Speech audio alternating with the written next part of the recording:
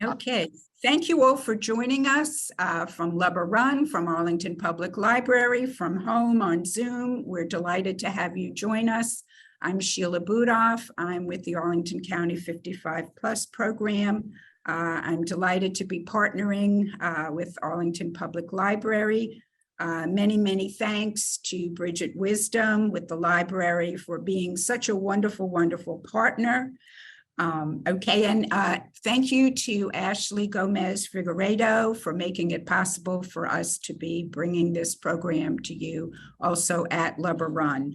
I'd like to get started. Please hold your questions until the end. You're most welcome to enter your questions in the chat as we go along. And Bridget has entered now upcoming events in the chat, so you can take a look at that. I'm going to go ahead and introduce our speakers and then turn it over to them. First, we have Matthew Borders, and Matt holds a BA in U.S. History from Michigan State University and an MS in Historic Interpretation with a focus on battlefield interpretation from Eastern Michigan University. While an undergraduate, Matt worked as an intern and a seasonal ranger for the National Park Service at Antietam National Battlefield. Following graduate school, he taught for a year at Kalamazoo Valley Community College and then accepted a position with the National Park Service's American Battlefield Protection Program. He worked as the historian for the American Battlefield Protection Program for the next 6 years, personally surveying over 100 different American Civil War battlefields in the Deep South and Western United States. He's a member of the Save Historic Antietam Foundation and the Frederick County Civil War Roundtable. He continues to work with the Antietam National Battlefield as a volunteer and certified battlefield guide, as well as a certified guide for Harpers Ferry National Historic Site. Currently, Matt is a park ranger at Monocacy National Battlefield in Frederick, Maryland. Matt was one of the 2019 recipients of the Save Historic Antietam Foundation's Dr. Joseph Harsh Award. And with us also today is Joseph Stahl. Hi, Joe. Thank you for joining us. And Joe holds an MBA from Washington University in St. Louis, and he is retired from the Institute for Defense Analyses. He's a member of the Company of Military Historians, Save Historic Antietam Foundation, and Hagerstown Civil War Roundtable. He is also co-author of the first book on identification discs of Union soldiers in the Civil War. He's a National Park Service certified battlefield guide at Antietam National Battlefield and Harpers Ferry National Historic Site. He has spoken to various Civil War groups, including the Northern Virginia Relic Hunters, South Mountain Coin and Relic Club, Rappahannock, York, and Hagerstown Roundtables, Chambersburg Civil War Tours, Save Historic Antietam Foundation, and the National Park Service Antietam. In addition, Joe has authored more than 24 articles about items in his collections for the Gettysburg Magazine, the Washington Times Civil War page, manuscripts, America's Civil War, Military Collector and Historian, the Journal of the Company of Military Historians, the Civil War Historian, and the Skirmish Line of the North-South Skirmish Association. Displays of items from his collection have won awards at several Civil War shows. Matt and Joe have published several books together, including Faces of Union Soldiers at Antietam, Faces of Union Soldiers at South Martin and Harpers Ferry, Mountain and Harpers Ferry. And today we'll speak about their most recent book, Faces of Union Soldiers at Fredericksburg. Their identification of brave Union soldiers who up to now have been lost to history is indeed noble work. And we are most grateful to Matt and Joe for sharing these important stories with us. And Matt was just holding up the book, and please feel free to hold it up again. We actually have this, Bridget mentioned, in the Arlington Public Library. you can borrow it. So that is wonderful. Our library is so up to the minute. Okay, so without further ado, I would like to turn the program over to Matt Borders and Joe Stahl. Oh, thank you very much, Sheila. It's a pleasure being with you all this afternoon. I do apologize for the technical difficulties. My computer is still trying to update over here next to me. So if it does come on, we'll try to turn on the actual PowerPoint. But what we'll do is we're going to use the camera function here on my phone and actually show you some of the images that we utilized for our books. Now, Joe, as you heard that impressively long list of things that Joe's been involved in throughout his lifetime. Well, he's also been a lifetime collector or near lifetime collector of CDVs, carte vistas, the actual paper images that were very popular during the American Civil War. And one of the reasons why they were so popular is because they were able to be mass produced fairly cheaply. And this is not a quality, excuse me, this is not a quality issue. They're all, for the most part, great images. It's just that now anybody can get a hold of them. Anybody can go and for a couple of dollars have their image taken and get a dozen copies of it. You weren't just getting one image. You were oftentimes getting a dozen, 2 dozen or more, depending on how large your order was. But the CDVs are going to be, well, Joe, why don't you describe it? It's one of your descriptions, actually. These are the baseball cards of the day. I'm holding one up of one of the soldiers we wrote about. And as you can see, it's a nice image. He's standing. And what we hopefully find on the reverse, a lot of times, I'm going to get my fingers out of the way, is they're identified. This one is nice because it gives us a date. Down at the bottom, January the 4th, 1864. And because they were like baseball cards, people collected them. Often we find numbers of them that are of members of the same company. Remember, in those days, a company, which was theoretically 100 men at the beginning of the war, were all basically recruited in the same area, a little town, a neighborhood in a city. So they're all friends. It's a lot like your high school graduation pictures. Mm-hmm. Yep, that's a great way to describe it, Joe. Now, with these images, we find that they actually are in really good shape for being about 160 years old. And honestly, that's because for the most part, they were kept in albums. They really weren't being put up on the wall or where they were going to be damaged by sunlight and things of that nature. So the images tend to be very crisp. It also helps that cameras back in the day, many of us thinking of the large box cameras that we see in various documentaries, those were used, but they had such a large lens on them, they were capturing a lot of detail. And oftentimes you would have 4 lenses in these cameras. So you were getting 4 images at a time, all at just slightly different angles because of where those lenses were. Now, what we thought we would do is, because it is so close to Veterans Day, which is tomorrow, of course, we thought we'd actually go through some of these individuals, talk a little bit about them, their stories, and also what we can see from their images. So let's pull out a couple of guys here. We'll take a look. One of the things that you'll notice as you go in, as we go through this, is not surprisingly, they're posed differently. Right. Sometimes all you see is just a bust, waist up. Sometimes you see a whole seated image like this one, where the gentleman is sitting in a chair. Does he have his full uniform on? Does he have a sword? And of course, some of what he's wearing helps us date when they were taken. And then you get an image like this where not only is he seated, but they showed the whole the way down and you can actually see shoes, which you couldn't in the previous one. And then of course, the creme de la creme, so to speak, is when you get a full standing view and you can see the whole soldier, his shoes, and what's going on. One of the things that, and that one doesn't have it, where's a good one? Yes.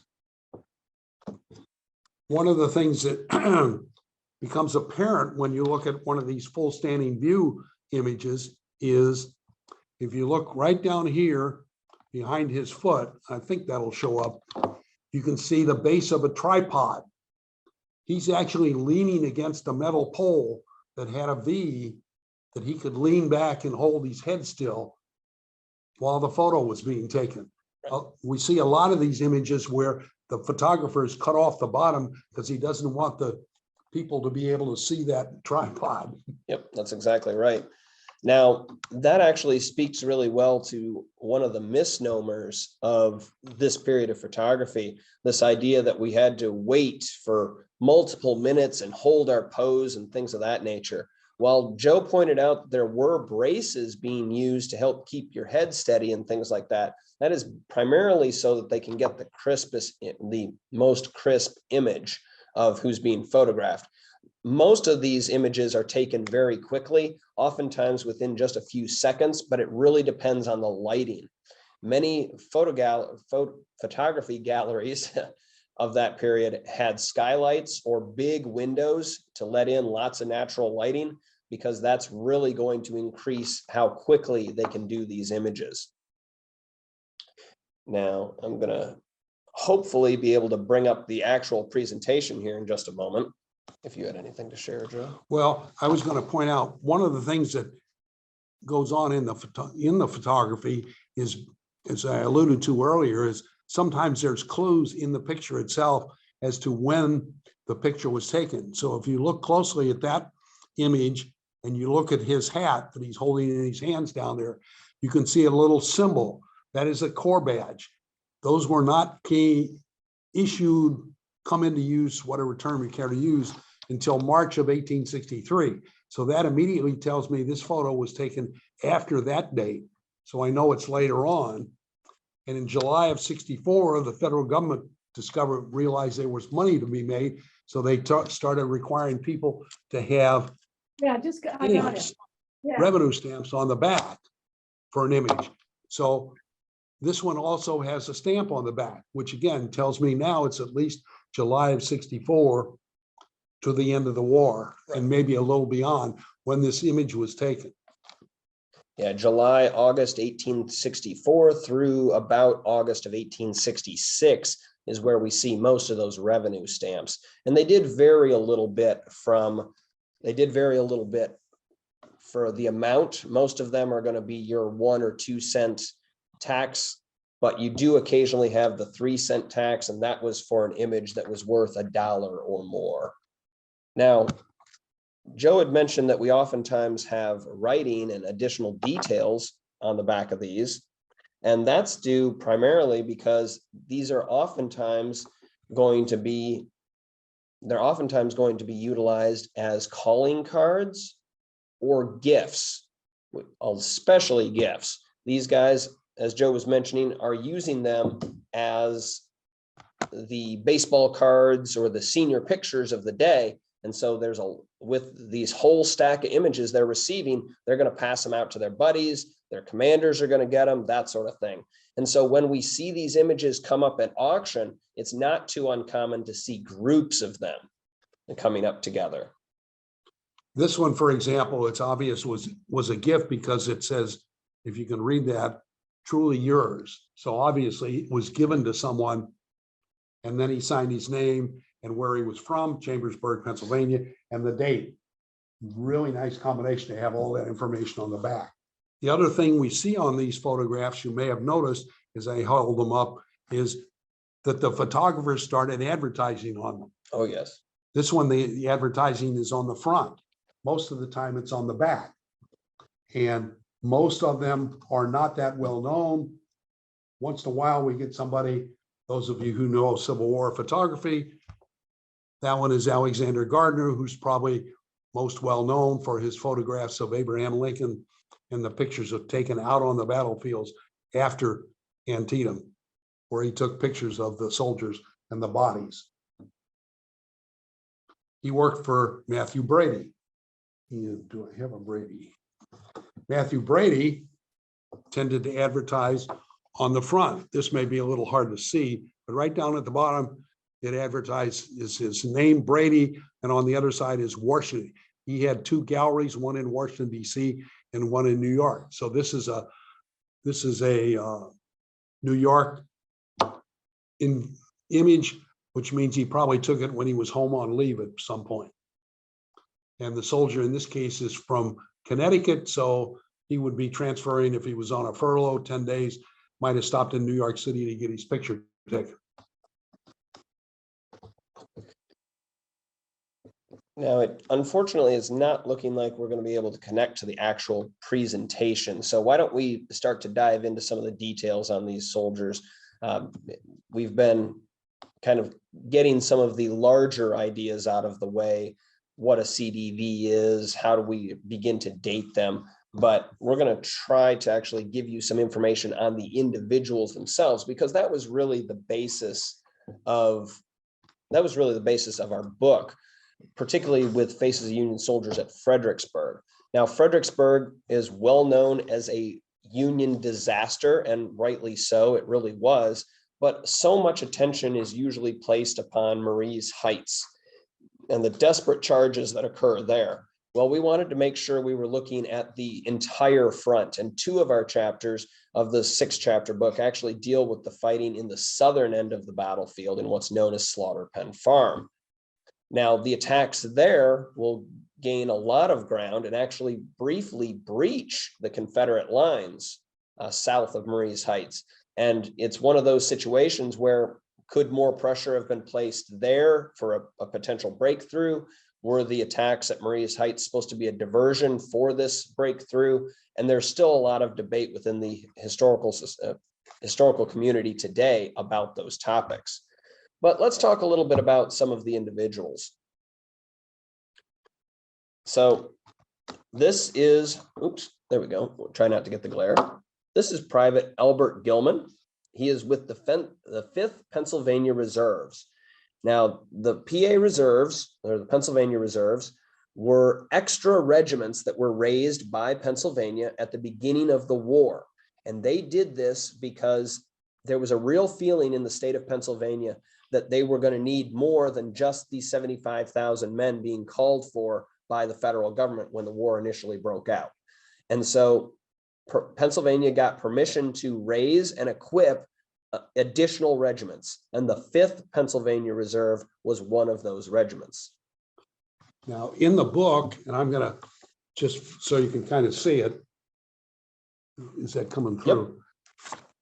In each chapter, which deals with 6 individuals, there is a detailed map, the kind that I just held up, so you can actually see where these units were on the field.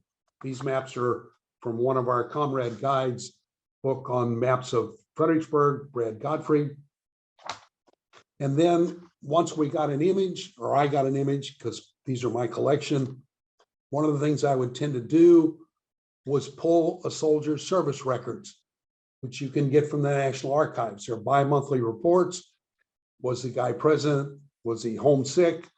And so Private Gilman, when I pulled his service records, he had some problems. During September, October 1862, he's fined $10 by order of Colonel Fisher. What for is not shown. This is the first of several problems I'm reading from our chapter here. During his service in June of '63, they docked his pay $1.47 for quote, quote, the loss of a bayonet. Later that fall, he lost a gun sling and had to pay 25 cents for its replacement. However, he did re-enlist, but then again, he got into trouble in January of '64 because they docked his pay 49 cents for losing a haversack. Later in April, they docked his pay $13 for straggling on the march. Obviously, Private Gilman is not the greatest soldier in the world, but he stayed in. He got court-martialed for conduct prejudicial to the good order and military discipline on August 27th, leaving the ranks without authorization and was absent the next day. He claimed he was homesick. The sentence was forfeits of $10 of his pay for 8 months, starting in November. But he's still with the unit. And when he mustered out in June of 65, he had last been paid August 31st of 1864. Good old Uncle Sam isn't always the most reliable in their pay. Fortunately, he was due $240 of the bounty he had got for re-enlisting still.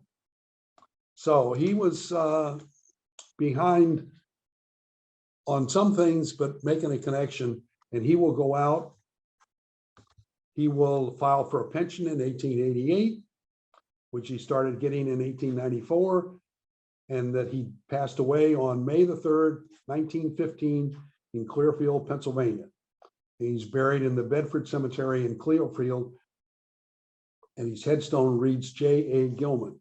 This is the kind of information that we have attempted to put together on each of the 30 soldiers.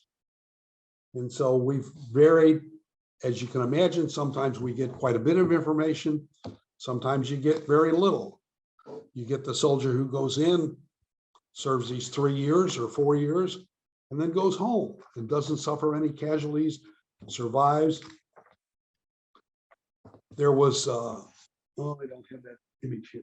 Oh, let's see, let's pick another one here.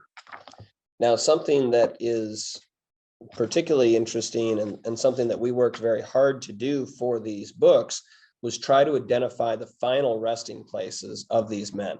And I'm very proud to say that particularly for our second 2 books, the South Mountain Harper's Ferry book, as well as the most recent one here with Fredericksburg, we were able to find the final resting places of almost all the soldiers we spoke of. Each book has a different batch of soldiers, and digging into their lives and what they did during the war, and oftentimes what they are able to do after the war, has been a very interesting experience. There's been quite a bit of genealogy done for these guys as we've gone through trying to piece together their lives post-Civil War. Civil War period, we've got a lot of information when they're being paid, when they're being mustered into service. They're every 2 months, they're also going to be accounted for with the roll calls and things like that. But after the war, it can be sometimes very difficult to find these guys and what happens to them. So it's been an interesting challenge to piece their lives together. That's the lieutenant colonel of the 14th Connecticut. They had mustered in the summer of 62, so they're relatively inexperienced, although they got heavily shot up at Antietam. He had originally had a short period of service in the 4th Connecticut, joins the regiment, and is promoted to be lieutenant colonel on August the 4th, 1862. He's present until October of 1862 when he is granted a leave, because on December 13th, 1862, at the Battle of Fredericksburg, he is severely wounded to a gunshot wound to the neck and injury of the left shoulder. Fortunately for him, his shoulder had been dislocated. On March the 20th, he's given a 20-day leave to recuperate. This was extended. And finally, in April 30th, 1863, after several extensions of his furlough, he decided he was discharged. However, to continue his service for the Union, he became a state allotment commissioner for Connecticut, overseeing soldiers' pay sent home to their families. By 1865, he is in the mercantile trade and continued that profession until 1873. Here we've got a little information we found, probably in an obituary. And all of this, by the way, is footnoted, and the references are all in the back of the book. He had suffered a series of epileptic seizures that drove him insane. He was sent to a state asylum, and he died on December the 9th, 1874, at the age of 44. He's buried by his comrades. His pallbearers were all former officers of the 14th Connecticut. And he's today in the Center Cemetery in Torrington, Connecticut. And that's a Brady photo. I don't know if you want to, it's a little hard to see there. He's got large Federal Eagle buttons on his uniform there. He's got his sash on, doesn't he? He does not. No, he's got the long coat, sorry. Shoulder boards are visible. Yep. Got a nice shirt. You can see the collar. And he's combed his hair. The condition of the hair was under Army regulations, and they were supposed to be well manicured, if you allow me to use that modern term. Yep. Yeah, it's interesting because we think of the American Civil War and these guys with their big beards, and sometimes you'll see guys with longer hair and things like that. Well, that was all within regulation because the regulations of the time specifically say facial hair is to be worn as needed or as desired, but it is to be maintained as neat and trim. So you wouldn't have had a big old bushy thing just go in every direction. They actually did want you to at least somewhat trim that thing. And we see a lot of variations in facial hair because there is these slight freedoms and that they're allowed to do as they wish with their personal grooming. Now, some of the points that Joe was making in regards to uniform, we actually go into quite a bit of detail about the uniforms and what they're telling us about when the image was taken, the various ranks that are being portrayed in said uniform, because oftentimes when we're interested in a guy, he's at one rank, say at the Battle of Fredericksburg, and then later on he had his image done when he became an officer or when he became a higher rank or something like that, or when he musters out of service. And by that point, he's changed ranks as well. And so we describe the differences in the ranks and things like that too, just to make it a little bit easier. Now this one, there's several other things you can see in the uniform there. What's very clear in that one is he's obviously wearing a vest, which we don't think about, but that was military requirement. He's got a stripe on his sleeve for being a veteran. Yep, that's what that bright, looks like a white stripe is on his sleeve. That means he's actually been veteranized. He's decided to re-enlist, and so he is allowed to wear a veteran's stripe.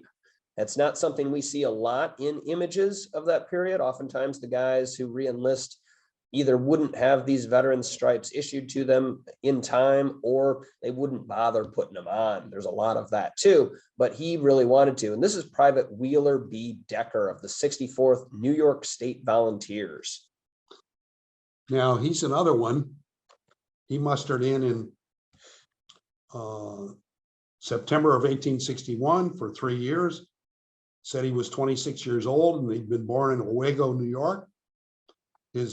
Sometimes we find in their service records what's called the company descriptive book page, which describes him. And he says he was 5'9" tall with a light complexion, blue eyes, and light hair. He was working as a blacksmith before the Civil War. And once he mustered in, not surprisingly, he was on detached duty at the brigade headquarters in the quartermaster department as working as a blacksmith for the regiment. However, in the summer of '63, they reduced his pay $1.59 for the loss of a half shelter tent. So he's actually going to lose his tent at some point, and the federal government's going to have to replace it. But by doing so, they're going to dock his pay. Right. November, December, he was charged for the loss of one cap box pouch, although the amount is not listed. In December of '63, he re-enlisted and was given a bounty of $100, not all at once. They quickly figured out that was not a good idea. So sometimes you see 4 payments of $25 spread over 2 years or so. His re-enlistment bounty was useful because he owed the government $4.32 for overdrawing his clothing allowance. He's still detached, but his title has been changed to carpenter in '64, officially transferred back and became quartermaster sergeant for the regiment while they were near Petersburg. And at the turn of the year, Wheeler was due $7.40 for these clothing allowance that he hadn't used yet. He mustered out on April the 30th, 1865. Still due $190 of his re-enlistment bounty. So he's doing a fair amount of money when you think about what things were like in the 1860s. Filed for a pension in 1890. He passed away July 25th, 1912 in Ithaca. His widow received a pension. starting on August 1st, 1912. He had been a Mason for 60 years. His funeral was held at the State Street Methodist Episcopal Church in Ithaca and attended by his comrades of both the Masons and the Grand Army of the Republic. So again, this is fortunately where we found some information in a website talking about his funeral and things like that. Now, that's something that we oftentimes see as well, is that these gentlemen get involved with the veterans organizations after the Civil War, and the Grand Army of the Republic comes up a lot. This will be the largest veterans organization to develop post-Civil War, and they are actually what the modern Sons of Union veterans would develop from in the early 20th century. Now, the GAR does have a lot of other organizations that are also operating at the time. We do have the Military Order of the Loyal Legion, for example. You do have a number of individual regimental memorial organizations, but for the big national organization, the largest one and the one that has the most influence on Washington and some of the post-war veterans policies will be the Grand Army of the Republic. Now, this is one of the gentlemen who went up against Mary's Heights. He's in the 35th Mass. Now, looking at that image, one of the things that it tells us, because it doesn't, you may not have noticed, but around the borders of the previous photos we showed, there were usually double lines. That starts in the late fall of 61, early 62 time period. This photo does not have that. And notice it's got a larger border down at the bottom, where fortunately for us, Blanchard has signed it and identified his unit. Yep. Now, 35th Mass went in again in the summer of 64, just before the Battle of Antietam. He was originally from Searsport, Maine, born in 1827. So he's an older person when he musters in. He's a 35-year-old merchant living in Chelsea, Massachusetts. He went in as a first lieutenant, so he went in as an officer, possibly because he was an older gentleman and a merchant and well known. He's detailed as acting adjutant, but he had been actually commanding the company since September 18th, 1862. That date is significant because, of course, that's the day after the Battle of Antietam. So they were shuffling who was commanding what due to the casualties there. This unit suffered heavily there. He resigned on June the 16th, 1862 to return to his business. Apparently he was having some controversy with somebody in the regiment because on June the 30th, they recommissioned him and brought him back. He rejoined the regiment on October 1863 at Crab Orchard, Kentucky. The 35th Mass was in the 9th Corps, and so they had been sent to the West. He returned and noted in the wilderness down in that area, he was wounded July 30th, 1864 at the Battle of the Crater. This resulted in his discharge on November 28th, 1864. Active in the Grand Army of the Republic, passed away in 1879. So Joe was commenting on the Union 9th Corps moving out west. Well, they're going to be involved in what's known as the Army of the Ohio, and they would be in the Department of the Ohio underneath their old commander, Ambrose Burnside. They will succeed in defeating Confederate forces around Knoxville, and then they'll be dragged back east again. So the 9th Corps goes out west, some of their troops making it as far west as Vicksburg, Mississippi, and then by the spring of 1864, they're back in the Eastern Theater, operating almost as an independent command before finally being re-merged with the Army of the Potomac. Sometimes jokingly called the Wandering Corps. Right, exactly. Because they're all over the place. They are indeed. One of the things that we also have included in the book, and I'm not going to read it, but we went to the regimental histories, the official records, sources like newspaper articles and I'm going to just hold this up so you can kind of see it. We have a little section, usually a couple of paragraphs, describing the actions of the unit at the Battle of Fredericksburg, which therefore then with the map gives you some clue to what's going on. And part of the time on the battlefield at Fredericksburg, as you guys all probably know, part of it has been overgrown by the city, so to speak, so you can't necessarily walk in those locations.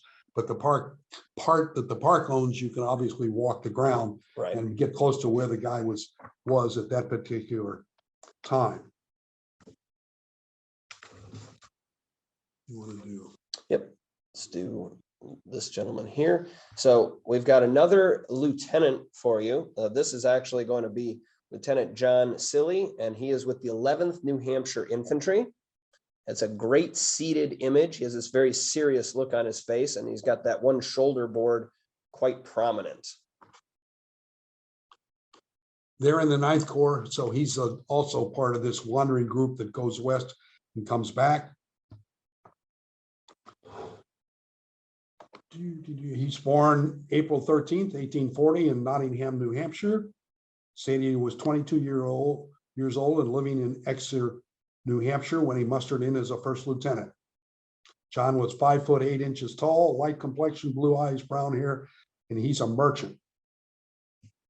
He's present until he got a 30-day leave in August of 1863 to return to New Hampshire for a, quote, very important private business, end quote. When he came back is not noted, but he's present by October of 63. He was acting assistant quartermaster a little later, and he was promoted to captain and transferred to the quartermaster department in April of 1864. Got another 20-day furlough leave to go home to get bonds for his promotion. Continuing his enlistment in the quartermaster because he's responsible for equipment and other things, so he got to have bonds. Fortunately, he represents one of those people that in March of 13th, 1864, and that date is a little hokey because a lot was backdated. He was given a brevet promotion to major and a full promotion to that rank on May 25th, 1865. Brevet ranks were temporary, means you got to wear the uniform as long as you were commanding troops or in a position for that rank. It's not your permanent rank. He lived in New York City, filed for a pension in 1907, passed away in 1916 while living in New York City, and was returned to Exeter, New Hampshire to be buried in their cemetery. So again, one of those guys who went west, came back, fought in the East, and then went back to civilian life. So I'm hoping that we're going to be able to actually bring up the presentation for you in these last few minutes to see a few of these guys a little bit more up close. Just trying to do multiple things at once, but this is another really good example of a gentleman who had a long career with the United States Army during the American Civil War and had his image taken at multiple occasions. See, the epaulets that we see here on this image are those of a first lieutenant during the Civil War. But as Joe was describing, he makes it up to major by the end of the war. So he's one of the guys running the show for the 11th New Hampshire by the end. We have a question in the chat while we're just getting situated, and that is, how many soldiers died at Fredericksburg? Fredericksburg's bad. It is one of Lee's most one-sided victories for the Confederacy in the war. We actually do have some stat information on that. Joe, I think we've got it in the book, actually. Yeah, the regiments that we have images from.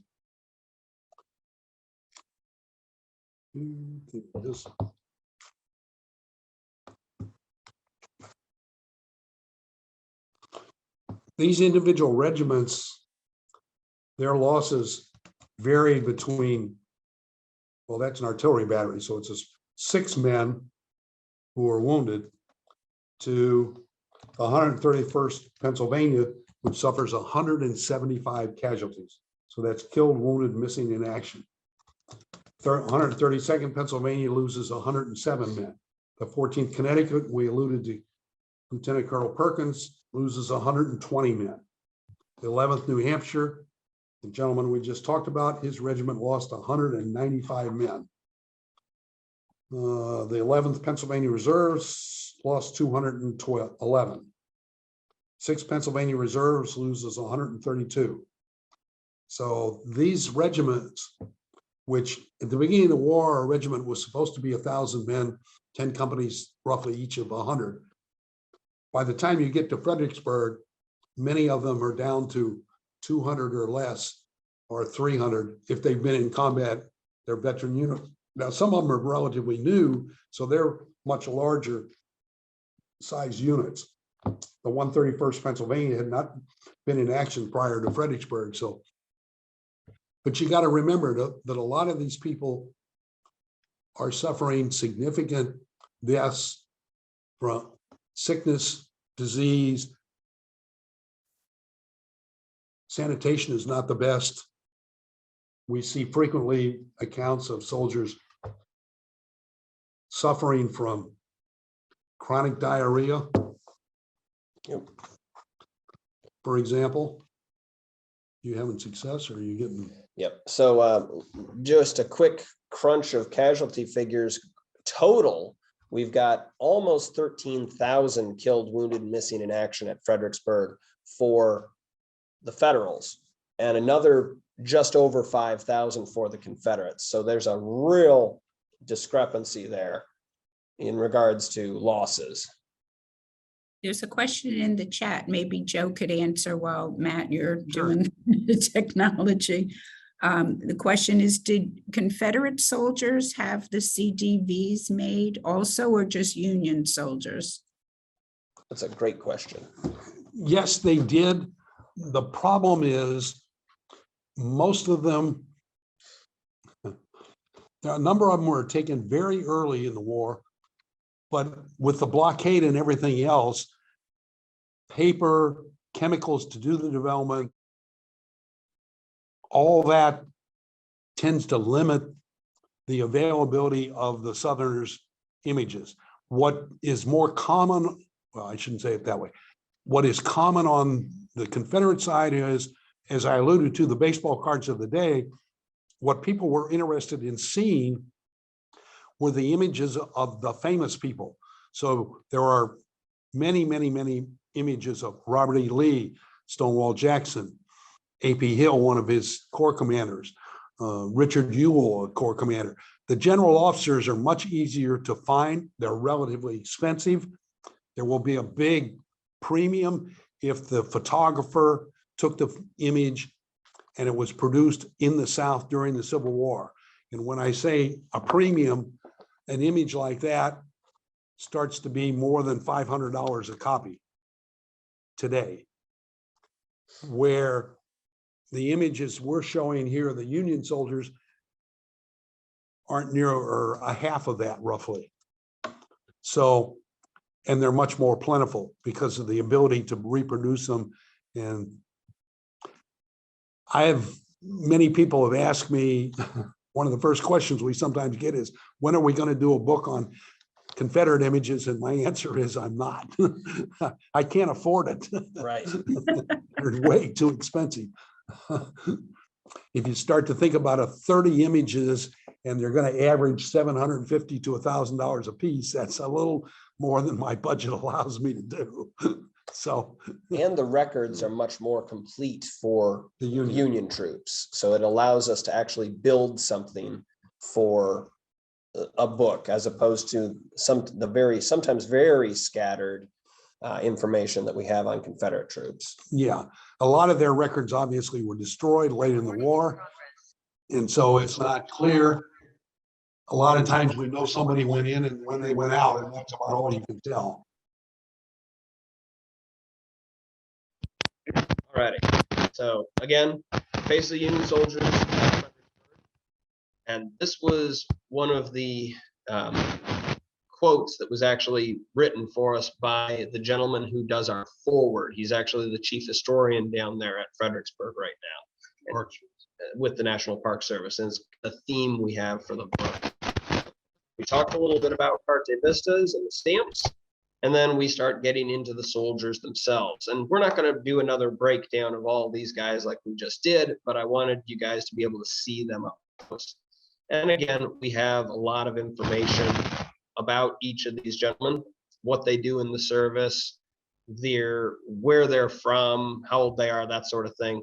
And as Joe was able to read for you on several occasions, we have the company descriptive books too, because with the Civil War, we don't have images being taken of all the recruits. Now, obviously, we do for the modern military, and even my grandfather in the Second World War had an image taken when he went into the service by the government. Well, they're not doing that yet, and so we've got company descriptive books for all these guys. First Lieutenant Hiram Crawford, another good example of a variation on an image. This is what's known as a bust view. And he has included his signature on the back as well as his regiment. And a previous collector has made note of some of the pertinent dates in his service, when he mustered in, when he musters out, that sort of thing. And again, some of the research we did as well. Now, when it comes to these images, this is actually one that we did take a close look with the camera there on my phone. The Captain Blanchard of the 35th Mass. We have a lot of information on these guys over the course of the war. He is actually going to be wounded at one of the great battles of the war around Petersburg in 1864. He makes it through the chaos and bloodshed of Fredericksburg, only to be wounded at the Battle of the Crater much later on in the war, about 2 years later. Now, this is an interesting one because this is obviously an officer's image, but we refer to him as Private Gilmore Houston. And that's because at the time of the Battle of Fredericksburg, he was still a private, but he's going to make his way up through the ranks over the course of the war. And he's actually being photographed here as a first lieutenant.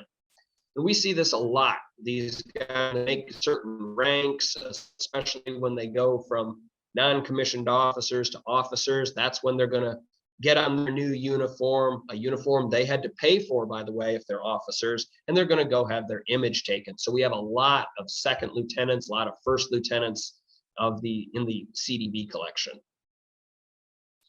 One of our favorites here, First Lieutenant Frank French, actually has some connections to the military before the war. His father is a division commander in the 12th Corps, and so he's got some familial ties to the Army. And he, unfortunately, while he would be able to get into a lieutenancy in the United States Artillery and fights very well throughout the Civil War, his constitution will be broken by the war, and he passes away, sadly, very shortly after the American Civil War in Washington, D.C., tuberculosis. Go ahead. Yeah, September 1865. So he saw the end of the war and lived, 3 months after that. Right. And not much in his father's, Matt said, was a general officer. Might have been a little nepotism there to get him into the military, but as a lieutenant, but he did. Yep. But he served well. He does indeed. And we were talking a bit about uniform variations and things. This one's kind of a neat image too, because we have the very obvious pants going on here with the piping going up the leg.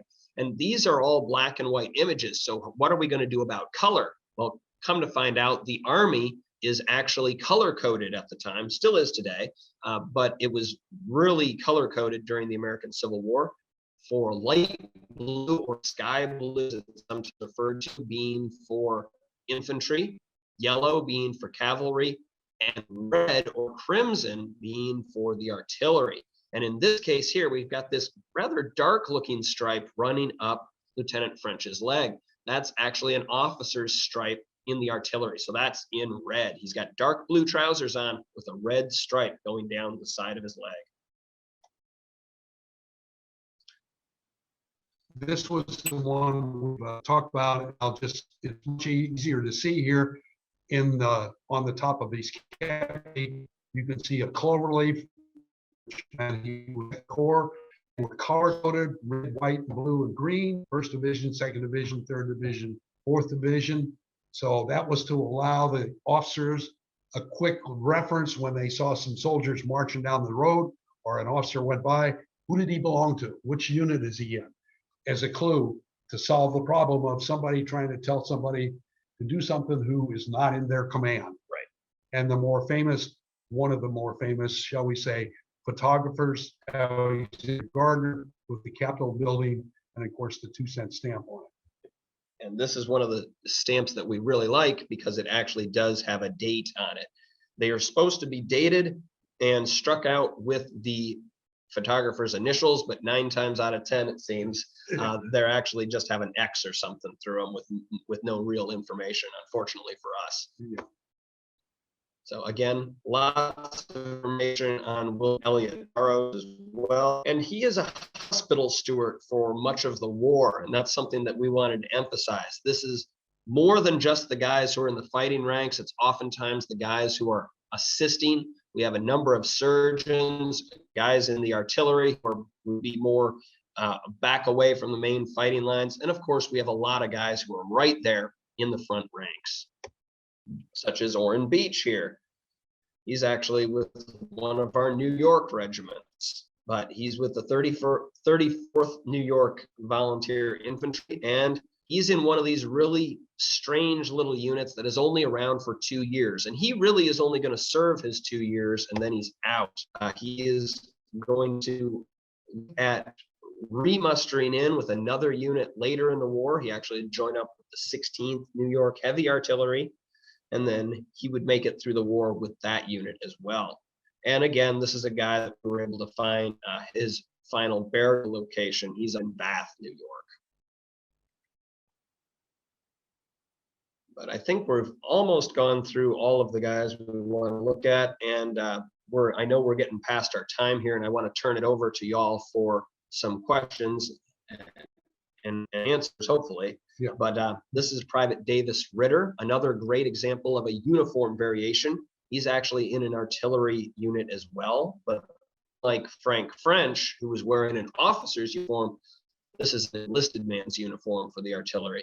And again, with the piping that we see, I don't know why I'm pointing at the screen, but the piping we see on the cuffs and along the edges of the coat, that would have all been in red. And this is, again, this is an example where we say they were given away as gifts for many people, because you can see what he wrote on the back is truly yours. Yep. So it's obvious he's giving it to someone. And even put where he's from, with Chambersburg, Pennsylvania, January 4th, 1864. And this is our last one here. This is Bugler S.W. Eads. And this is a great image because it's a very non-traditional image. You'll notice that he is wearing just a standard shirt, what would have been known as a workman's shirt at the time. Generally, it was not considered proper to be just wearing your shirt sleeves. You would have a vest on, or ideally a coat whenever you were out in public. It's just part of the proper mannerisms of the day. What's interesting about this image is that not only is it a more stripped down version, if you'll excuse the term, but there's very light pencil writing on this image, where it's actually the photographer talking to Jervis about the image and what he feels about it. And we go into some detail in the book. We were able to actually pull out that information. Come to find out, he's being asked, how do you like the image? And Jervis Eads literally says, I don't like it at all. So he's not particularly impressed with the photographer from Reading, Pennsylvania here. But again, he's in one of these more non-traditional roles. He is the bugler for the 91st Pennsylvania Infantry, and would later go on to be, I believe, chief musician for the regiment as well. He is going to be wounded before the war is over. He's going to be wounded at Spotsylvania Courthouse, one of those 1864 Overland Campaign battles that were so bloody. But again, I really appreciate everybody's patience today. I sincerely apologize for the silliness we had with all of the technology, but it's been our pleasure to speak with you. We hope to be able to do so in the future, particularly when we have things running a little better. But if anyone has any questions, I would be happy, or Joe and I would be happy to answer any additional questions you might have. Thank you both so much. This was fabulous, and we really appreciate you making the time to speak with us and giving us so much valuable information. We do have a bunch of questions in the chat. Yes, yes. One question is, what role did African Americans play during the Battle of Fredericksburg? That's a great question. Yeah. Unfortunately, 1862, we have yet to have the establishment of the United States colored troops.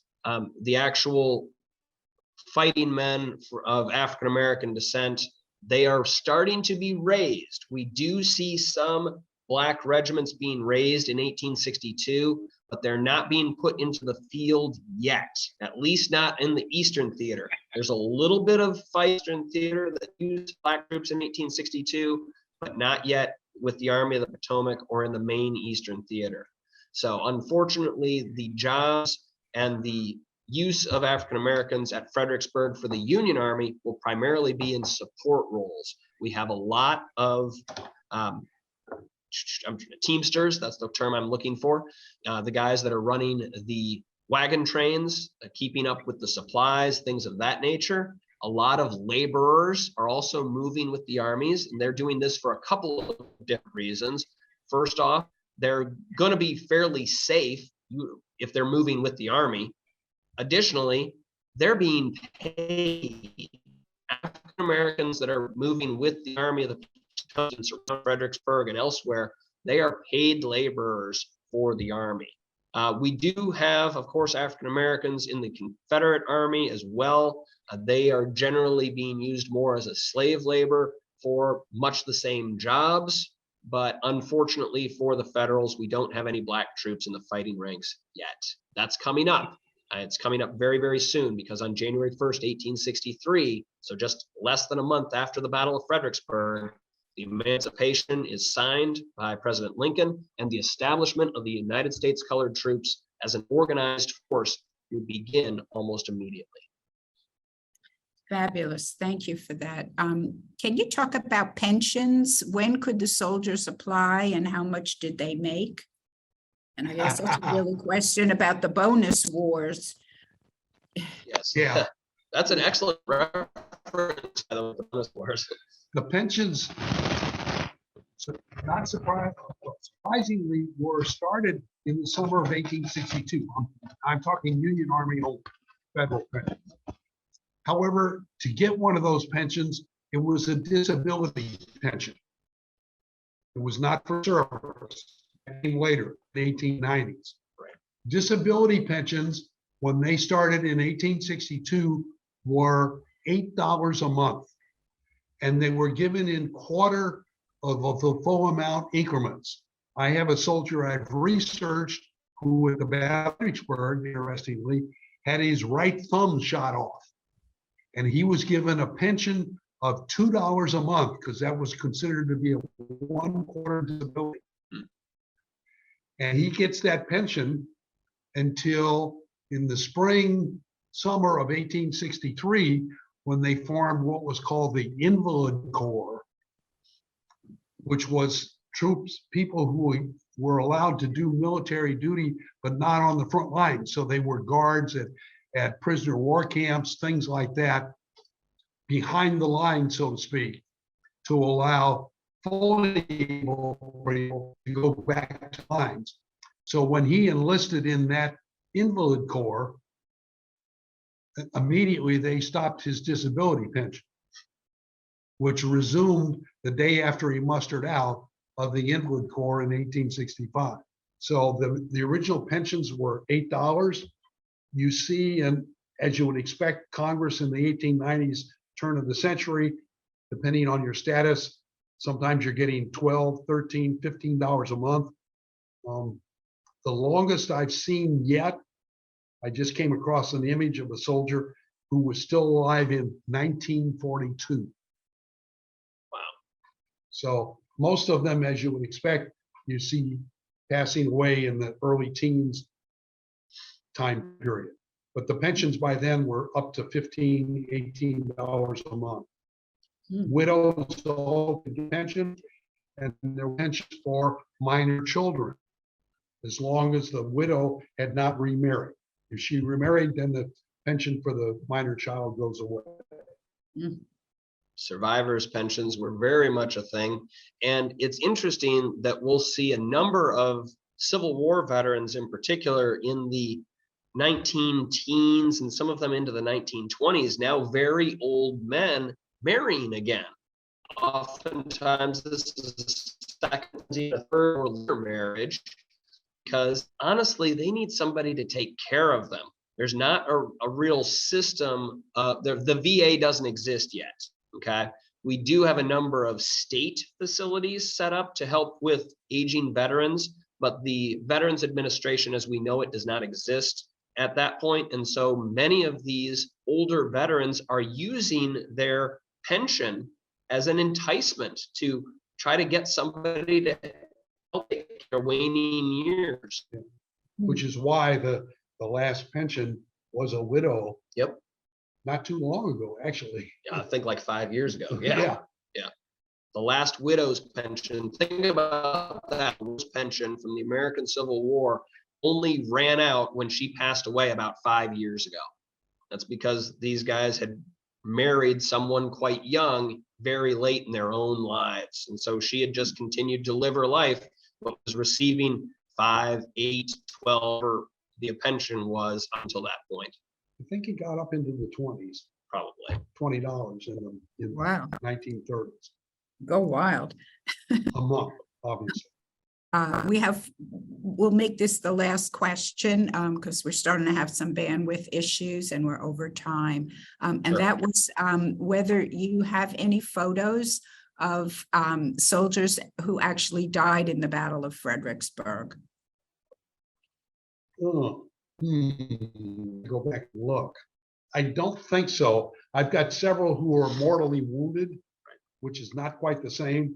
You know, they maybe had an arm amputated and lived for 2 months or 3 months after green set in, and then they passed away. I'm trying to think if I have anybody off. I can't think of anybody off the top of my head. Action down there. Yeah. Joe began his collection actually focusing on the Maryland campaign and the fighting around Antietam. And we have a lot of images of guys who were killed at Antietam, South Mountain, Harper's Ferry, things like that. But when it comes to Fredericksburg, we've got a bunch of wounded guys, but not nearly as many of those who are killed outright as Joe has for other engagements. Yeah. Now, for example, one of the things I've stumbled into is at the Battle of Chancellorsville. For the first time, we see, I've come across a number of images of soldiers who are taken prisoner and are prisoners of war for some period of time. I see that in some of these soldiers later in the war. They got captured in the Overland Campaign. But Chancellorsville seems to be the first big battle where there's a fair number of prisoners taken. There's one regiment, the 27th Connecticut, that basically got surrounded and the whole regiment was captured. More than 200. So I've got at least 2 enemy guys in that regiment who are, according to their service records, taken as POWs. The other place we see POW, of course, is Harper's Ferry, because there's 10,000 plus Union soldiers captured there, and basically all those guys. So the book we did on South Mountain and Harper's Ferry, everybody in that book on the Harper's Ferry is a prisoner of war. Right. But I know we're running out of time, so I just wanted to say thank you again for having us, Sheila, and everyone. It's been a pleasure. Again, thank you for all of your patience, everyone, and we hope to be back in the near future. Yeah, the next book we're doing is on a portion of the Battle of Gettysburg. Should be out wow. next summer. Oh, fantastic. We'll be on the lookout for that. Thank you both so much. This was fabulous. And thank you, everybody, for joining us. We really appreciate it. Everybody take care and stay well.